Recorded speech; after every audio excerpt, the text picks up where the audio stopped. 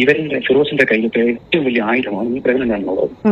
Okay, 2 മാസം കഴിഞ്ഞപ്പോൾ പോയി എന്നുള്ളത് സത്യം തന്നെയാണ്. അപ്പം എനിക്ക് ഓൾറെഡി ആ കുഞ്ഞിനെ നിങ്ങൾ പ്രൊട്ടക്ട് ചെയ്യാൻ തുടങ്ങിയതും, നിങ്ങൾ എനിക്ക് മെഡിസിൻ തരാൻ തുടങ്ങിയതും, എന്നെ ആ കുഞ്ഞിന് വേണമെന്നുള്ളൊരു തീരുമാനം നമ്മൾ ന്യൂസിലെടുത്ത് തന്നെ എനിക്ക് നിങ്ങളൊരു കുഞ്ഞിന് ആവശ്യമാണ്. അത് കഴിഞ്ഞിട്ടും നമ്മൾ സന്തോഷത്തോടെയാണ്, ഒരു പ്രാവശ്യം ഉള്ളൂ ഞാനൊന്ന് ഇക്കാനടുത്ത് ബലമായി പീഡിപ്പിച്ച് എനിക്ക് ഇക്കാനെ വേണമെന്നും ബലമായിട്ട് ഞാൻ ഷാദിത്തുള്ള സമയത്ത് ഞാൻ ഇക്കാലത്ത് പറഞ്ഞിട്ടുണ്ട്. അത് ഇതൊന്നും അല്ല, ഇതിന് 2 മാസം മുന്നേ ആണത്. ഹായ്, നമസ്കാരം. വീണ്ടും പുതിയൊരു വീഡിയോയിലേക്ക് എല്ലാവർക്കും സ്വാഗതം. കഴിഞ്ഞ ദിവസം നമ്മൾ സജിനയുടെ വീഡിയോസ് കണ്ടിട്ടുണ്ടായിരുന്നു. അതിൽ വന്നിട്ട് സജിന ഇങ്ങനെ ലൈവ് ഇടും, അതിനെ റിമൂവ് ചെയ്യും, വീണ്ടും അങ്ങനെ. പക്ഷേ യൂട്യൂബേഴ്സ് അങ്ങനെ വിടാറില്ല. പെട്ടെന്ന് ആരെങ്കിലുമൊക്കെ അത് ഡൗൺലോഡ് ചെയ്തെടുക്കും. കാരണം ഇവരുടെ കള്ളത്തരങ്ങളൊക്കെ കുറെ ആൾക്കാർക്കെങ്കിലും മനസ്സിലാവുമല്ലോ.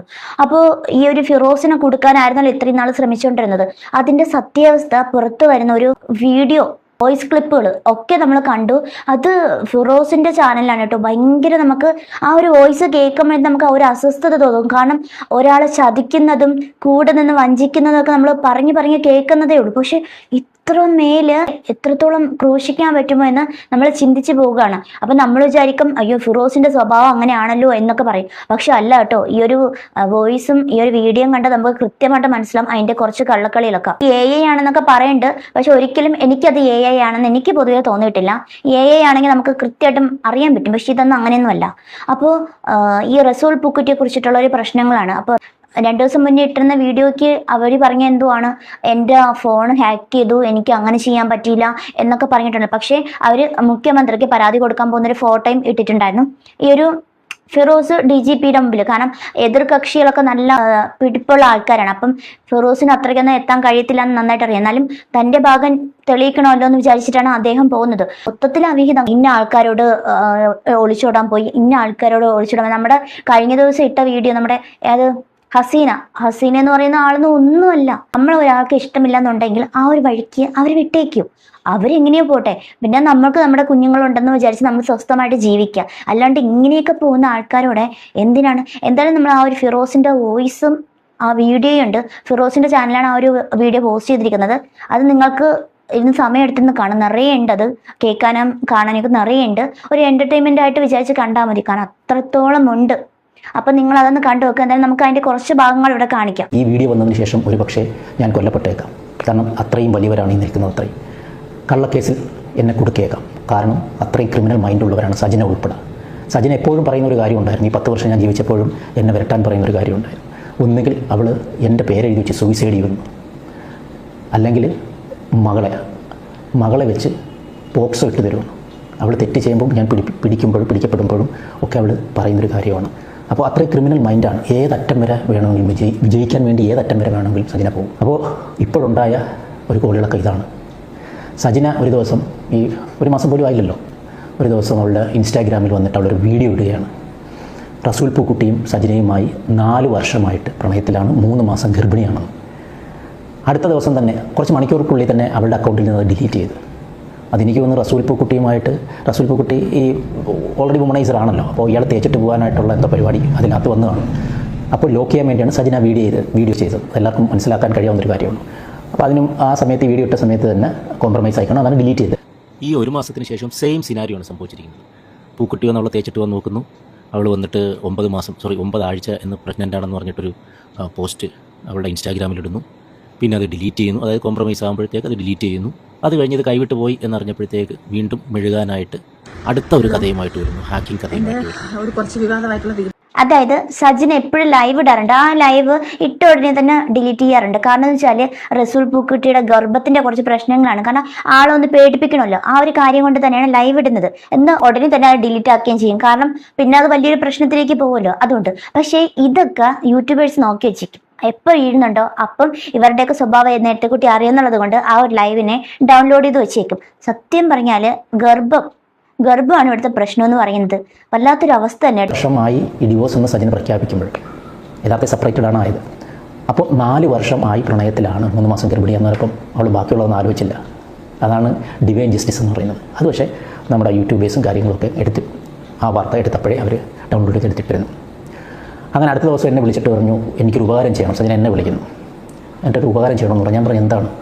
ഇങ്ങനെ ഒരു വീഡിയോ ഞാൻ ഇട്ടു, അത് കൈവിട്ട് പോയി കാര്യങ്ങൾ. ഞാൻ പറഞ്ഞു നിനക്ക് നാണമില്ല ഇങ്ങനെ എന്നോട് പറയാൻ.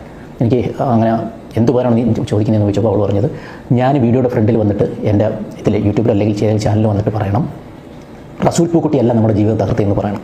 ഞാൻ പറഞ്ഞു ഒരിക്കലും പറയില്ല, നമ്മുടെ ജീവിതം തകർക്കാൻ ഒരു പ്രധാനി പുള്ളി തന്നെയാണ്, അതുകൊണ്ട് ഒരിക്കലും ഞാനിത് പറയില്ല എന്ന് പറഞ്ഞു. അങ്ങനെ സജിന വൈകിട്ടായപ്പോഴത്തേക്ക്, അന്ന് വൈകിട്ടാണെന്ന് തോന്നുന്നു, അദ്ദേഹം വന്നിട്ട് എന്നെ വീണ്ടും വിളിച്ചിട്ട് ഞാനിപ്പോൾ ഒരു ലൈവ് ഇടാൻ പോവുകയാണ്. ഞാൻ പറഞ്ഞു സജിന എന്നെ ഇതിലേക്ക് വലിച്ചഴിക്കരുത്, ഇത് ഞാനുമായിട്ട് ഒരു കണക്ഷനും ഇല്ല, നീ ഇതിലേക്ക് എന്നെ വലിച്ചഴിക്കരുത് എന്ന് പറഞ്ഞു. സജിന അതൊന്നും കേൾക്കാതെ വന്നിട്ട് എൻ്റെ പേര് കൂടെ ചേർത്തിട്ട് എനിക്ക് ഫിറോസിക്കാർക്കും ഇല്ലാത്ത എന്ത് പ്രശ്നമാണ് നാട്ടുകാർക്കുള്ളത് എന്ന് പറഞ്ഞിട്ട് റസൂൽ പൂക്കുട്ടിയെ ഗ്ലോറിഫൈ ചെയ്യുന്ന രീതിയിൽ അതിൽ സംസാരിച്ചു. അപ്പം ഞാനും ഇത് കണ്ടുകൊണ്ടിരിക്കുന്ന ജനങ്ങൾ എന്താണ് കരുതുക, എനിക്ക് മെസ്സേജ് വന്നതും അങ്ങനെയാണ്, ഞാൻ ഇതിനകത്ത് അതായത് ഈ അഡൾട്ടറിക്ക് ഞാനും കൂടെ സമ്മതം മൂളുകയാണ് എന്നുള്ള രീതിയിലേക്കാണ് വന്നത്. അപ്പോൾ ഞാൻ വന്ന് വളരെ ഡിപ്ലോമാറ്റിക്കായിട്ട്, അപ്പോഴും സജിനയെ ഞാൻ കുറ്റം പറയുന്നില്ല. നിങ്ങൾ എൻ്റെ എല്ലാ വീഡിയോയും ശ്രദ്ധിച്ചാൽ മനസ്സിലാവും, ഞാൻ ഒരിക്കലും സജിനയെ എവിടെയും ഞാൻ കുറ്റം പറഞ്ഞ് കാണിച്ചിട്ടില്ല.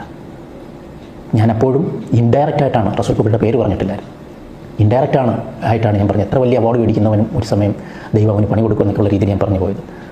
ഇത് വീണ്ടും ഈ വാർത്തകൾ, അതായത് റസൂൽ പൂക്കുട്ടിയുമായിട്ടുള്ള സജിനയുടെ വാർത്തകൾ അവർക്ക് കൂടുതൽ റസൂൽ പൂക്കുട്ടിക്ക് വാരി തീർക്കുന്ന രീതിയിലേക്ക് വന്നത് കാരണം സത്യം തന്നെയാണല്ലോ. വീണ്ടും അവർ എന്നെ ഇരയാക്കിയിട്ട് സജിന വന്നിട്ട് ഒരു വീഡിയോ ഇടുകയാണ്. ആ വീഡിയോ ഇടാൻ രണ്ട് കാരണങ്ങളുണ്ട്. ഒന്ന്, റസൂൽ പൂക്കുട്ടിയെ രക്ഷിക്കാൻ വേണ്ടിയിട്ട്.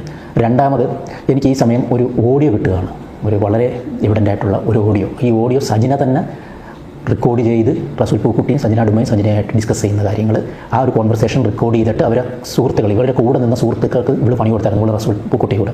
അത് കുറച്ച് പേരുണ്ട്, ഞാൻ പേരുകൾ പറയുന്നില്ല. അപ്പോൾ അവർ അതിൽ കുറേ പേര് എൻ്റെ സുഹൃത്തുക്കളാണ്. അങ്ങനെ നല്ല പണി അവർക്ക് വെച്ച് കൊടുത്ത് അവരുമായിട്ട് പിരിഞ്ഞ സമയത്ത് അതിനെ ഗ്ലോറിഫൈ ചെയ്യാൻ വേണ്ടിയിട്ട് ഈ റെക്കോർഡ് സജിന അതിനകത്ത് കുറ്റക്കാരിയല്ല എന്ന് മനസ്സിലാക്കിപ്പിക്കാൻ വേണ്ടി റസൂലിനുമായിട്ടുള്ളൊരു കോൺവെർസേഷൻ നേരെ ഇവർക്ക് അയച്ചു കൊടുത്തു. അവരതെനിക്ക് സെൻഡ് ചെയ്തു. അല്ലെങ്കിൽ ആ ഓഡിയോ അങ്ങനെ ഒരു ഓഡിയോ ഒരിക്കലും എനിക്ക് കിട്ടേണ്ടതുള്ളതല്ല. അത് ഞാൻ നിങ്ങളൊന്ന് ജസ്റ്റ് കേൾപ്പിക്കാം. എത്രയും പെട്ടെന്ന് ഒരു ലീഗൽ സംഭവം എടുത്തിട്ട് ഇവനെതിരെ കേസ് ഫയൽ ചെയ്യുക, ഫിറോസിനെതിരെ. തൽക്കാലം ഉണ്ടായിരിക്കുന്ന ഒരു വലിയ വിഷയം ഒന്ന് ശാന്തമാക്കാൻ ഞാൻ ചെറിയൊരു കാര്യം പറഞ്ഞേ ഉള്ളൂ. അത് അങ്ങനെ മാത്രം എടുത്താൽ മതി. ഞാൻ ഷാജി ഒരു കാര്യം പറഞ്ഞിട്ടില്ലല്ലോ, അതുപോലെ ഒരു ചെറിയൊരു നമ്മളത് ഒരു തൽക്കാലം കുറച്ച് സമയത്തേക്ക് ഒന്ന് മൂടിയിരിക്കുന്നു, അത്രേ ഉള്ളൂ. ഒരു മാസം കഴിയുമ്പോൾ എന്താണെന്ന് കാര്യം നമുക്ക് പിന്നീട് നോക്കാം.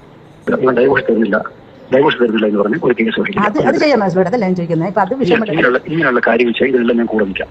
അതെല്ലാം ചെയ്ത് കുഴപ്പമില്ല, അതെല്ലാം ഞാൻ വലിയ പൈസ അച്ഛൻ ആക്ച്വലി മറ്റവരുടെ കൂടെയാണുള്ള കാര്യം എനിക്ക് വളരെ പിന്നീടാണ് മനസ്സിലായത്.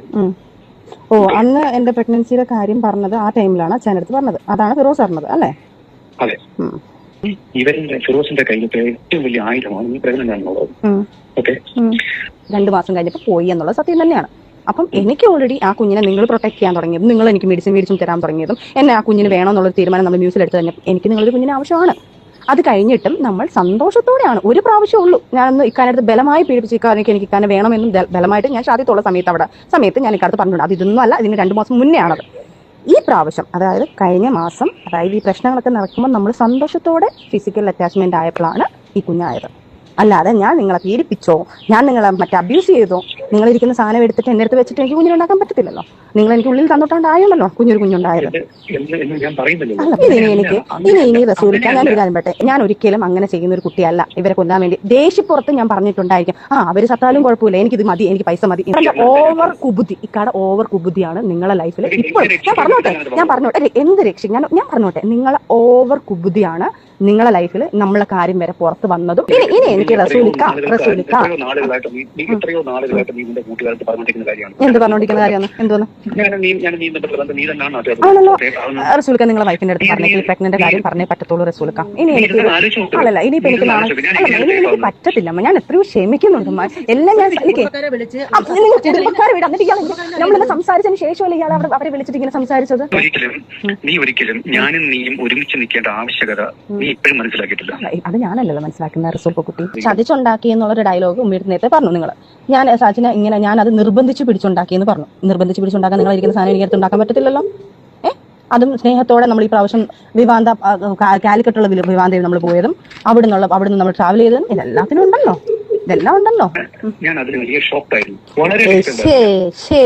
ഷോക്ക്ഡോ എന്ത് നിങ്ങൾ കുഞ്ഞു പോയോണ്ടോ വിചാരിക്കുന്ന? കാരണം എനിക്ക് ലണ്ടനിൽ നിന്ന് UAE നിന്ന് എനിക്ക് മെഡിസിൻ എടുത്തുകൊണ്ട് വരുന്നു, കുഞ്ഞിന് കൊടുക്കാനുള്ള പ്രൊട്ടക്റ്റ്, കുഞ്ഞിന് എത്രയും കെയറിംഗ് ആയിട്ട് ചെയ്യണം എന്നുള്ള സാധനങ്ങൾ നിങ്ങൾ അക്സെപ്റ്റ് ചെയ്തു എന്ന് പറഞ്ഞു കഴിഞ്ഞാൽ നമ്മൾ മ്യൂച്വലായിട്ട് എടുത്തൊരു തീരുമാനം കുഞ്ഞിനെ കണ്ടിന്യൂ ചെയ്യണമെന്ന് പറഞ്ഞതിന് ശേഷം അത്രയും കെയറിംഗ് ആയിട്ട് നിന്ന ഒരാൾ എൻ്റെ വീട്ടിൽ നിന്നാലും എൻ്റെ ഇവിടുന്ന് പറയുമ്പോഴാലും നിങ്ങൾ എൻ്റെ വീട്ടുകാർക്ക് പറയുന്നത് അതെങ്ങനെയെങ്കിലും അതിനെ കൊല്ലാൻ നോക്ക്, ആ കുഞ്ഞിനെ കൊല്ലാൻ നോക്ക്.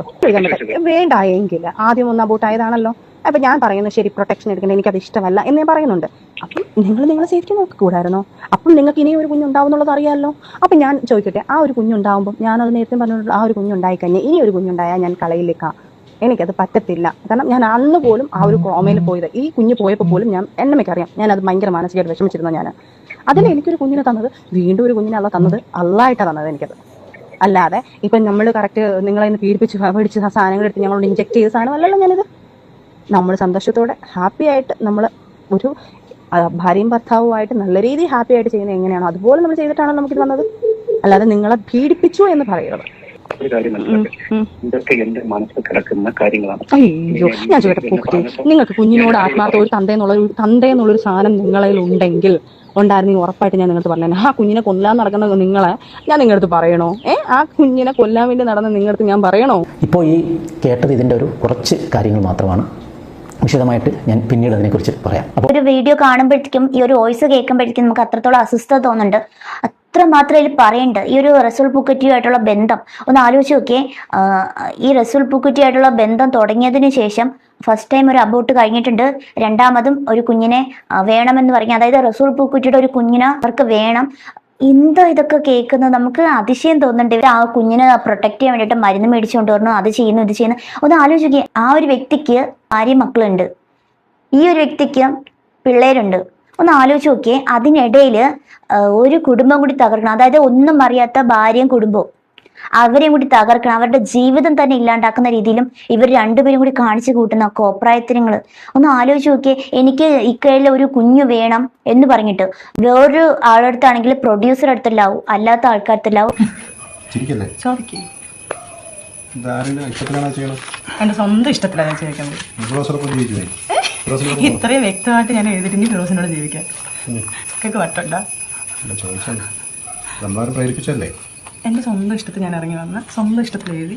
എനിക്ക് നാളെ കാലത്ത് എൻ്റെ ലൈഫിൽ നമ്മളെ ലൈഫിൽ ഒരിക്കലും ഒരു ബാധ്യത ആവില്ല ഫിറോസ്. അതിന് വേണ്ടിയിട്ട് എഴുതി. ഓക്കെ, നീ എന്തെങ്കിലും അതായത് നാളെ ഒരു ലീഗൽ ഇഷ്യൂ വന്നാൽ അവൻ സേഫ് ആവാൻ വേണ്ടിയിട്ടാണ് അവൻ അത് പറഞ്ഞു കൊടുക്കുന്ന ഓരോ കാര്യങ്ങളും. അത് നിൻ്റെ ഇഷ്ടപ്രകാരമാണോ ഇത് ചെയ്യുന്നത് എന്നൊക്കെ ചോദിച്ചിട്ട് സേഫ് ആവുള്ള ഒരു എഗ്രിമെൻ്റാണ് തയ്യാറാക്കിയത്. അങ്ങനെ ഞാൻ പക്ഷേ എനിക്ക് ആ സമയമൊക്കെ ഇവളടുത്ത് ഇവളി തെറ്റുകളൊക്കെ ചെയ്യുന്നെങ്കിൽ ഞാൻ ഇവിടെ കൂടെ ചേർക്കുകയാണ്. കാരണം എനിക്ക് അത്രമാത്രം ഒരു സ്നേഹമാണ്. ഈ ചിലർ ഇനി എത്ര വലിയ തെറ്റുകൾ ചെയ്താലും നമ്മൾ മാപ്പ് കൊടുക്കും. കാരണം എന്ന് പറഞ്ഞാൽ അവരോട് അത്രമാത്രം നമ്മൾ സ്നേഹിച്ചു. അങ്ങനെ ഒപ്പിട്ട് കൊടുക്കുന്നു. അതായത് ചോദിക്കുകയാണ്, നിങ്ങൾ ഒപ്പിട്ട് കൊടുക്കുന്നതിന് പ്രശ്നമൊന്നും നിങ്ങളുടെ സ്വന്തം ഇഷ്ടത്തിനാണല്ലോ എന്ന് ചോദിക്കുകയാണ്. എൻ്റെ സ്വന്തം ഇഷ്ടത്തിനാണ്, അതുകൊണ്ടല്ലേ ഞാൻ ഇങ്ങനെ എഴുതി കൊടുക്കുന്നത്, എനിക്ക് ഫിറോസിനെ വേണ്ട.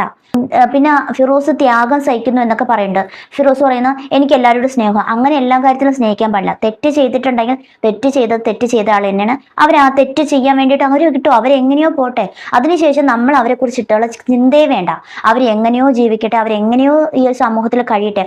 പിന്നെ ആ ഒരു ഭാഗത്തേക്ക് എത്തി നോക്കാൻ പാടില്ല. അതാണ് ചെയ്യാനുള്ളത്. അല്ലാണ്ട് ഇങ്ങനെയുള്ള സ്ത്രീകളെ എന്ത് സപ്പോർട്ടാണ്, എന്ത് സ്നേഹിക്കാനാണ്?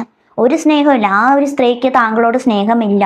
അത് ആദ്യം മനസ്സിലാക്കാം. നമ്മളൊക്കെ ആദ്യം തെറ്റിദ്ധരിച്ചിട്ടുണ്ട്. ഫിറോസ് ഭയങ്കര ഇതായിരുന്നു, അങ്ങനെയാണ് ഇങ്ങനെയാണെന്നൊക്കെ നമ്മൾ ആദ്യം തെറ്റിദ്ധരിച്ചിട്ടോ. പക്ഷെ അങ്ങനെയൊന്നും അല്ല കേട്ടോ. ഇതാണ് ഏറ്റവും വിഷം എന്ന് പറയുന്നത്. എന്തൊക്കെയാ കാട്ടിക്കൂട്ടുന്നത്?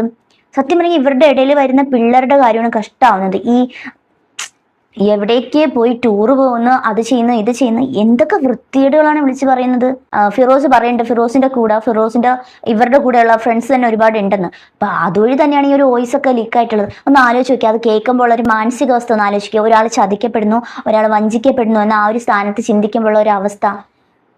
എന്താ ഇത്? എന്തായാലും നിങ്ങൾ ആ ഒരു വീഡിയോസ് മുഴുവനായിട്ടിരുന്ന് കാണുക കേട്ടോ. കുറേ ഉണ്ട്, 2.5 മണിക്കൂറോളം ഉണ്ടെന്നാണ് എനിക്ക് തോന്നുന്നത്.